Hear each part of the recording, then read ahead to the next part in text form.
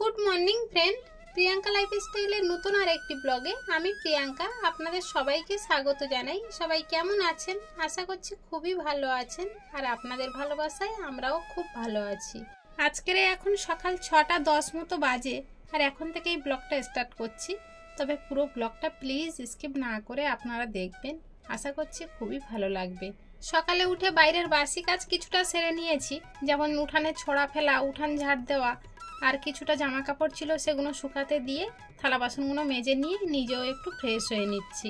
মুখ হাত তো ধোয়া হয়ে গিয়েছে, দাঁড়ান এক বালতি জল তুলে নিয়ে যাই। আর এখন বাইরে আসবো না, বিছানা মাদুর পরিষ্কার করে ঘর বারান্দায় ঝাড়ু দিয়ে ঘর মুছে তারপরে বাইরে বের হব। এদিকের কাজ তো সব গুছিয়ে নিয়েছি, এখনও তৃষ্ণা ঘুম থেকে ওঠেনি। চলুন তৃষ্ণাকে ঘুম থেকে তুলি, তারপরে ঘর ঝাড় দেবো, ঘর মুছবো। ঘরের ভিতরের কাজ একটাও করিনি, বাইরের কাজগুলো কোনো রকমে সেরে নিলাম। চলুন তাহলে তৃষ্ণাকে ডাকি। আর আজকের তো স্কুলে পাঠাইনি, কারণ এখন প্রতিদিন স্কুলে পাঠাচ্ছি না। জানি না আপনাদের ওখানে এটা হচ্ছে কি না, আমাদের এখানে প্রচণ্ড ছেলে ধরার ভয় হয়েছে, আর আশেপাশে এইরকম হচ্ছে, ওই জন্য প্রতিদিন পাঠাচ্ছি না। যেদিন নিয়ে যায় ওর বাবা নিয়ে যায়, আবার সঙ্গে করে বাড়ি নিয়ে চলে আসে। চলুন আর বেশি বকবক করবো না, ওকে ডেকে তুলি। মাম্মা সোনা, ওটো মা, ওটো বই নিয়ে বসতে হবে। ওটো মা, স্কুলে যাওনি সেই টাইমটা তো পড়ে নিতে হবে। ওটো, অনেক ঘুমিয়েছো, ওটো তাড়াতাড়ি ওঠো। ব্রাশ করে সবাইকে গুড মর্নিং বলে দাও। Good morning mamma. Good morning. Trishna আগের দিন স্কুলে গিয়ে একটা বই ফেলে রেখে এসেছিল, তবে ওর বান্ধবী পেয়েছিল, সে তার বাড়িতে নিয়ে গিয়ে রেখেছে। তাই ওর বাবাকে আজকে বলছিলাম যে তুমি এই সকালে যখন বাড়িতে রয়েছো তাহলে বইটা একটু এনে দাও। কবে মেয়েটা স্কুলে যাবে তবে বইটা পাবে। আবার হয়তো তৃষ্ণা স্কুলে যাবে, কিন্তু ওর বান্ধবী যদি না আসে তাহলে তো মেয়েটা আর বইটা পাবে না, কতদিন না পড়ে থাকবে। তাই ওর বাবা বইটা আনার পথে একেবারে বাজার থেকে ঘুরে এসেছে, আর বাজারে তেমন মাছ পাওয়া যাচ্ছে না বলে ইলিশ মাছ নিয়ে চলে এসেছে। তাই আমি বলছিলাম ইলিশ মাছ কেন এনেছো, এখন ভালো লাগে না খুব একটা ইলিশ মাছ। আগে তবু ইলিশ মাছ ভাজলে একটা সেন্ট বাড়তো, এখন কোনো সেন্টই পাওয়া যায় না। তবে গতবারে যে ইলিশ মাছটা খাওয়া হলো সেটা কিন্তু বেশ সুন্দর লেগেছিল। আর আজকের তো কুঁদরি ফল ভাজা করছি, আর ইলিশ মাছ এনেছে যখন তখন একটু বেগুন দিয়ে সর্ষে বাটা দিয়ে ঝাল করব। সেই জন্যই শিলে একটু কাঁচা লঙ্কা আর সর্ষে বেটে নিলাম।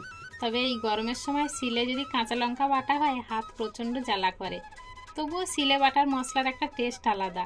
আর আজকের সর্ষে বাটাটা একটু ছেঁকে তাই তরকারিতে দিচ্ছি। ছেঁকে না দিলে প্রচুর পরিমাণে খোসা তরকারিতে থেকে যায়, আর দেখতে কেমন কালো কালো লাগে। তৃষ্ণা তো খেতেই চায় না, ভীষণ বিরক্তি বোধ করে, ওই জন্য একটু ছেঁকেই দিলাম। কিছুটা ফল আর সবজি বাজার করে রেখে দিয়ে গিয়েছে, সেগুলো আর গুছানোর সময় হয়নি। এখন দুপুরবেলা সেগুলো সব গুছিয়ে রাখছি। আজকের যে উচ্ছে আর লাউ এনেছে দেখতে ভীষণ সুন্দর লাগছে, তবে লাউটা হয়তো কালার করা নয়, আমার তো মনে হচ্ছে উচ্ছেগুলো কালার করা। আমি অনেক দিন আগে এক ব্যবসায়ীকে উচ্ছে কালার করতে দেখেছি। বাজার থেকে ওরা অনেকটা পরিমাণে উচ্ছে কিনে আনে, এবার তার মধ্যে তো খারাপ ভালো সবই থাকে, সেগুলো সব তো তাদের বিক্রি করতে হবে। তাই জন্য দেখি বড় একটা জায়গাতে করে সবজির কালার, সবুজ কালারটা বড় একটা পাত্রেতে অনেকটা জল নিয়ে সেই কালারটা গুলে আবার এই উচ্ছেগুলো ছেড়ে দেয়। এবার কিছুক্ষণ পরে তুললে মনে হয় যেন এই উচ্ছেগুলো সবই কচি, কোনটা পোকা কোনটা খারাপ কিছুই ধরতে পারা যায় না। তবে যাই হোক, অনেকটা বকবক করে ফেলেছি। আর এখন তো গল্প করতে করতে সব তো গুছিয়ে নিয়েছি, সবজির ঝুড়িতে সবজি, আলুর ঝুড়িতে আলু, সব কিছু গুছানো হয়ে গিয়েছে। আর এখন এই প্লাস্টিকগুলো গুছিয়ে রেখে দিচ্ছি, আগামীকাল উনুন ধরাবো। এখন তো আর কেরোসিন দিয়ে উনুন ধরাতে পারি না, যেহেতু কেরোসিনের যা দাম, ধরাও হয় না। একটু প্লাস্টিক হলেই তাড়াতাড়ি ধরে যায়, তাই কোনো জায়গায় প্লাস্টিক পড়ে থাকতে দেখলে আমি আবার কুড়িয়ে নিয়ে এসে জায়গা মতো গুছিয়ে রাখি। আর কিছুটা জামা কাপড় বের হয়েছিল, সেইগুলো সব কেচে ধুয়ে স্নান করে উঠে এখন মেলে দিয়ে নিচ্ছি। চলুন তাহলে আজকের ব্লগটা এখানেই শেষ করছি। দেখা হচ্ছে খুব শীঘ্রই নতুন আরেকটি ব্লগের সাথে। ততক্ষণ পর্যন্ত সবাই সুস্থ থাকবেন, সাবধানে থাকবেন।